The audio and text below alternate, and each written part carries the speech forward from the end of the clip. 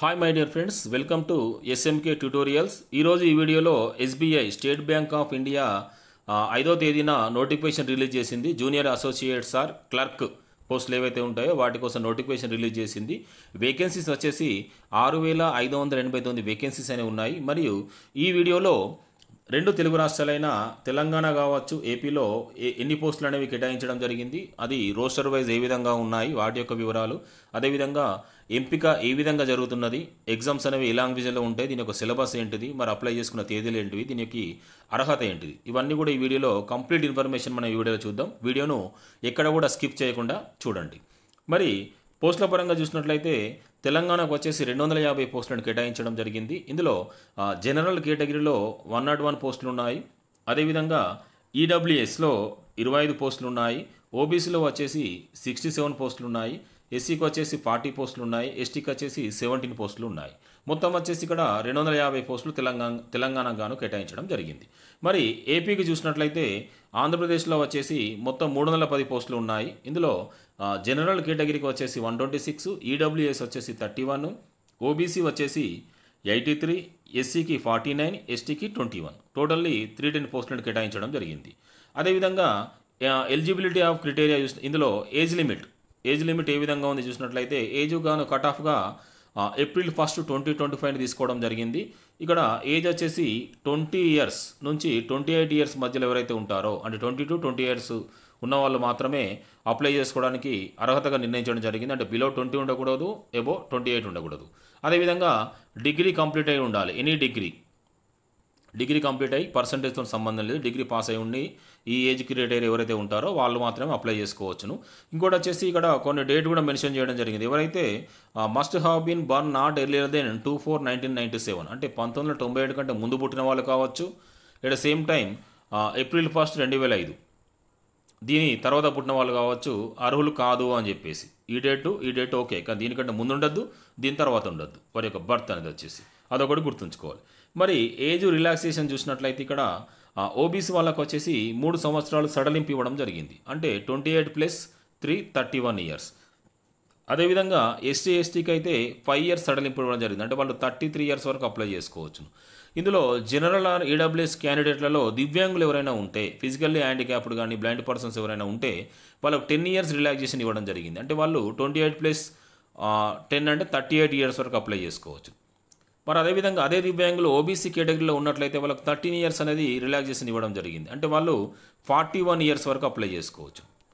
ఒకవేళ ఎస్సీ ఎస్టీలలో అటువంటి పర్సన్స్ ఉంటే వాళ్ళు 15 ఇయర్స్ వరకు, అంటే 43 ఇయర్స్ వరకు కూడా అప్లై చేసుకోవచ్చు వాళ్ళు, అదొకటి గుర్తుంచుకోవాలి. అదేవిధంగా విడోస్ కానీ డివోర్స్డ్ ఉమెన్ కానీ ఎవరైతే ఉన్నారో అది ఇక్కడ వీళ్ళు లీగల్గా చూపించాలి, ఏదైతే జ్యుడిషియల్గా వీళ్ళు చూపించాల్సిన అవసరం ఉంటుంది. ఎవరైతే ఉన్నారో వాళ్ళు మళ్ళీ తిరిగి పెళ్లి చేసుకోకుండా ఉంటే వాళ్ళకు వచ్చేసి ఏంటంటే మ్యాక్సిమం 7 ఇయర్స్ వరకు ఉంది. అందులో 35 ఇయర్స్ అనేది జనరల్ ఈడబ్ల్యూఎస్ వాళ్ళకు ఉన్నది, డివోర్స్డ్ కానీ అదేవిధంగా వీడోస్ ఎవరైతే ఉంటారో. ఇంకోటి వచ్చేసి మరి ఓబీసీలో అటువంటి క్యాండిడేట్స్ ఫీమేల్ క్యాండిడేట్స్ ఉంటే వాళ్ళకి 38 ఇయర్స్ వరకు ఉన్నది. ఎస్సీ ఎస్టీలకు అయితే 40 ఇయర్స్ వరకు రిలాక్సేషన్ ఉంది అని చెప్పేసి మనం చెప్పుకోవాలి. ఇక్కడ ఇంతకుముందు SBI state bank of India బ్రాంచ్లలో ఎవరైనా అప్రెంటిసెస్గా పనిచేసిన వాళ్ళైతే ఉంటారో వాళ్ళకు కూడా కొంచెం రిలాక్సేషన్ ఇక్కడ ఇవ్వడం జరిగింది. అందులో జనరల్ ఈడబ్ల్యూఎస్ కేటగిరీకి వచ్చేసి 1 ఇయర్ సడలింపు ఇచ్చారు. ఓబీసీకి వచ్చేసి 4 ఇయర్స్ ఇవ్వడం జరిగింది. ఎస్సీ ఎస్టీకి వచ్చేసి 6 ఇయర్స్ ఇచ్చడం జరిగింది. అందులో ఆ కేటగిరీ వైజ్లో ఒకవేళ దివ్యాంగులు జనరల్ కేటగిరీ ఈడబ్ల్యూఎస్ అంటే 11, అంటే అక్కడ ఉన్నదానికి 1 ఇయర్స్ వీళ్ళు పెంచుకుంటూ వెళ్ళడం జరిగిందని చెప్పేసి మనం చెప్పుకోవాలి. అంటే క్యాజువల్గా ఏదైతే ఈడబ్ల్యూఎస్ వాళ్ళు ఉంటారో, అదేవిధంగా ఈడబ్ల్యూఎస్లో ఎవరైతే ఫిజికల్ హ్యాండిక్యాప్డ్ వాళ్ళు ఉంటారో అక్కడ 10 ఇయర్స్ ఉంటే కూడా 11 ఇయర్స్ ఇట్లా ఇచ్చుకుంటూ వెళ్ళారు. ఇది ఒకటి కూడా చూసుకోండి. ఇంకోటి వచ్చేసి మరి ఎంపిక ప్రక్రియ ఏ విధంగా జరుగుతుందంటే ఈ ఎంపిక ప్రక్రియ వచ్చేసి మనకి ఇక్కడ 3 దశల్లో జరుగుతున్నది. ఇంటర్వ్యూస్ మాత్రం ఉండవు. ఈ 3 దశల్లో నాకు ఒకటి ఫస్ట్ వన్ ఏంటంటే క్వాలిఫై ప్రిలిమ్స్, ఇది తర్వాత వచ్చేసి మెయిన్స్ అనేది ఉంటుంది. థర్డ్ వన్ వచ్చేసి లాంగ్వేజ్ ప్రొఫిషియన్సీ టెస్ట్, భాషా నైపుణ్య పరీక్ష, అంటే వారి యొక్క భాష ఏదైతే ఉందో మాతృభాషలో వారి యొక్క సామర్థ్యాన్ని పరిశీలించడం జరుగుతున్నది. అదేవిధంగా ఇంగ్లీష్ లాంగ్వేజ్ కానీ ఇటువంటి చూడడం జరుగుతుందని చెప్పేసి మనం చెప్పుకోవాలి. ఇంకోటి వచ్చేసి మరి ప్రిలిమ్స్లో ఏమేమి ఉంటాయి ఇక్కడ మనం సిలబస్ చూసినట్లయితే ప్రిలిమినరీ ఎగ్జామ్ అనేది ఆబ్జెక్టివ్ మెథడ్లో ఉంటుంది. 100 మార్క్స్ అనేది ఉంటుంది. ఇది అంటే ఈ ఎగ్జామ్స్ అన్నీ కూడా ఆన్లైన్లోనే జరుగుతుంటాయి. దీని యొక్క డ్యూరేషన్ వచ్చేసి ఏంటంటే 1 అవర్ డ్యూరేషన్ అనేది ఉంటుంది. ఇందులో 3 సెక్షన్స్ అనేవి ఉంటాయి. ఇంగ్లీష్ లాంగ్వేజ్ ఉంటుంది, దీనికి 30 మార్క్స్ ఉంటాయి. న్యూమెరికల్ అబిలిటీకి 35 మార్క్స్ ఉంటాయి. రీజనింగ్ అబిలిటీకి 35 మార్క్స్ ఉంటాయి. Totally 100 marks paper 1 hour. ఇంకోటి మనం గుర్తుంచుకోవాల్సింది ఏంటంటే ఇక్కడ నెగిటివ్ మార్కింగ్ అనేది ఉంది. 1/4 ఆఫ్ మార్క్ నెగిటివ్ మార్కింగ్ అనేది ఉంది. అంటే మీరు ఒక 4 ఆన్సర్స్ అనేది తప్పు చేశారనుకోండి, ఒక మార్క్ కట్ అవుతుంది. అది కూడా ఒకటి గుర్తుంచుకోవాలి. ఇంకా మెయిన్స్లో వచ్చేసి మొత్తం కూడా 4 పార్ట్స్ అనేవి ఉన్నాయి. ఇందులో జనరల్ ఆర్ ఫినాన్షియల్ అవేర్నెస్ వచ్చేసి 50 మార్క్స్, జనరల్ ఇంగ్లీష్ వచ్చేసి 40 మార్క్స్ ఉన్నది, క్వాంటిటేటివ్ ఆప్టిట్యూడ్ వచ్చేసి 50 మార్క్స్ ఉన్నది, reasoning ability and computer aptitude వచ్చి 60 మార్క్స్. Total 190 క్వశ్చన్స్కు 200 marks. దీని యొక్క టైం వచ్చేసి 2 hours 40 minutes. ఇక్కడ కూడా నెగిటివ్ మార్కింగ్ ఉంది, సేమ్ 1/4 అనేది నెగిటివ్ మార్కింగ్ ఉందన్న విషయాన్ని గుర్తుంచుకోవాలి. మరి థర్డ్ లాంగ్వేజ్ ప్రొఫిషియన్సీ టెస్ట్ ఏదైతే ఉందో అందులో నాన్ వెర్బల్ టెస్ట్లో ఆబ్జెక్టివ్ ఉన్నది, సబ్జెక్టివ్ ఉన్నది. ఇవి రెండు కలిపి 30 మార్కులకు గాను వెర్బల్ టెస్ట్ అనేది 20 మార్క్స్. ఇది కూడా ఒకటి గుర్తుంచుకోవాల్సిన అవసరం ఉందని చెప్పేసి మనం చెప్పుకోవాలి. ఇకపోతే మరి ఎగ్జామ్ సెంటర్స్ మనం చూసినట్లయితే తెలంగాణలో వచ్చేసి హైదరాబాదు, వరంగల్, కరీంనగర్, ఖమ్మం ఈ ప్రాంతాలలో ఎగ్జామ్ సెంటర్స్ అనేవి ఉన్నాయి. ఇంకోటి అభ్యర్థులు గుర్తుంచుకోవాల్సిన విషయం ఏంటంటే లోకల్ లాంగ్వేజెస్లో పేపర్ ఉంటుంది. అంటే తెలంగాణ కావచ్చు, ఆంధ్రప్రదేశ్ కావచ్చు, పేపర్ అనేది తెలుగులో వస్తుంది, అదేవిధంగా ఇంగ్లీష్లో ఉంటుంది, హిందీలో కూడా ఉంటుంది. ఇది కూడా గుర్తుంచుకోవాలి.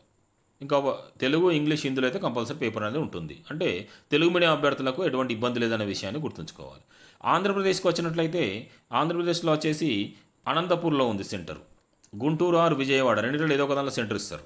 కడపలో ఉంది, కాకినాడలో, కర్నూలు, రాజమండ్రి, శ్రీకాకుళం, తిరుపతి, విజయనగరం, వైజాగ్, నెల్లూరు ఈ ప్రాంతాలలో సెంటర్స్ ఉన్నాయని చెప్పేసి మనం గుర్తుంచుకోవాలి. మరి అప్లికేషన్ అనేది ఎలా ఇవ్వాలంటే ఆన్లైన్ ద్వారా ఇవ్వాలి. ఆల్రెడీ అప్లికేషన్ ఈరోజు స్టార్ట్ అయింది, 6th August స్టార్ట్ అయింది. లాస్ట్ డేట్ ఏంటంటే 26th August. అప్లికేషన్ చేసేటప్పుడు చెల్లించాల్సిన ఫీజు జనరల్, ఈడబ్ల్యూఎస్ఆర్, ఓబీసీ క్యాండిడేట్స్ ఈ 3 కేటగిరీలకు చెందినవారు ఎవరైతే ఉన్నారో వాళ్ళు 750 రూపాయలు చెల్లించాలి. ఈ ఎస్సీ ఎస్టీ అభ్యర్థులు ఎవరైతే ఉన్నారో, అదేవిధంగా దివ్యాంగులు ఎవరైతే ఉంటారో వీళ్ళందరూ కూడా ఎటువంటి రుసుము చెల్లించాల్సిన అవసరం లేదు. మరి ఎలా అప్లై చేసుకోవాలంటే ఇక్కడ స్క్రీన్ మీద కనబడుతుంది చూడండి, వెబ్సైట్ ఏదైతే ఉందో bank.sbi/web/careers/current-openings ఈ వెబ్సైట్ ద్వారానే అప్లికేషన్స్ అనేవి చేసుకోవచ్చు. ఇది కూడా ఒకటి గుర్తుంచుకోవాలి. Okay my dear friends, thank you one and all. ఇటువంటి మరిన్ని వీడియోల కోసము మన ఛానల్ను సబ్స్క్రైబ్ చేయండి. అదేవిధంగా ఇంకా చాలామందికి తెలియని వాళ్ళ కోసం మన వీడియోని షేర్ చేయండి అని చెప్పేసి మరొకసారి thank you one and all.